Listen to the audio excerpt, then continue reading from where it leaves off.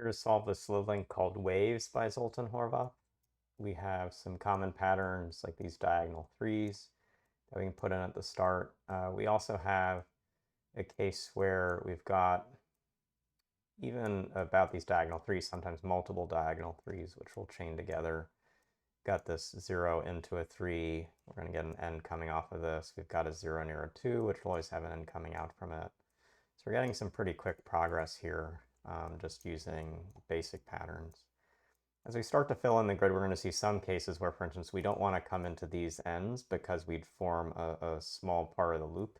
I need to show what that means. We would basically have that pattern if we came up, and so that means we know for sure how we come out. We then also will know we don't take that edge as we come through.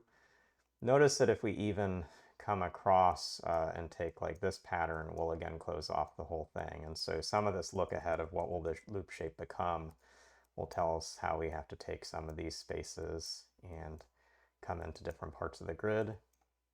We actually get now where we know, because how this 2 is going to use a loop into the 1 and this 3 also does, that we have to come like this. We've now actually formed some corners we can't come into.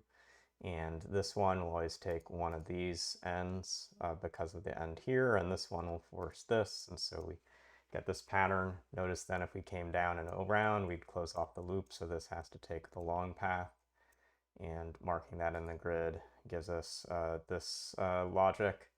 We can't come over to this side with this one end, so we're going to have to come in here, and we'll actually also see with this 3 clue, we've got a whole set of corners here that we're going to have to work through. So that's a great start for how this side of the puzzle will go.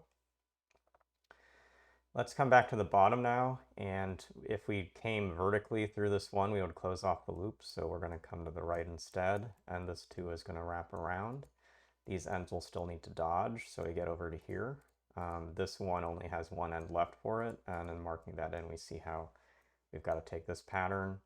Got another 3-3 diagonal set of clues that force this shape into the grid. That leaves one option for this one. This 0-2 always has to have a diagonal path for the 2, so it could have been this, but now that we've marked this edge, and it's got to be this other wrap, which will look like this. This doesn't want to close up, so it comes like so. Got to come through this edge. We get to here. We still should see that we've got one loop that if we came to the right here would close itself off, so this comes up through this channel still. And we get where this is an absolute force pattern. We're now working through the last part of this grid, and we can take the fact we've got a corner around this 3 to mean that we don't come into this corner around the 1, which also marks off these cells. This one is also pretty isolated. If we came this way, we would form this kind of loop, so this is not usable, that's not usable. We have these ends being the ones that we can use. And we now need to just think through how do we get basically one loop to connect. Well, the first things first, we do need to get one more end crossing this boundary. We've got 1, 2, 3 through here, and getting one more fourth will make this a valid parity and get that there'll be an even number of ends over on this side.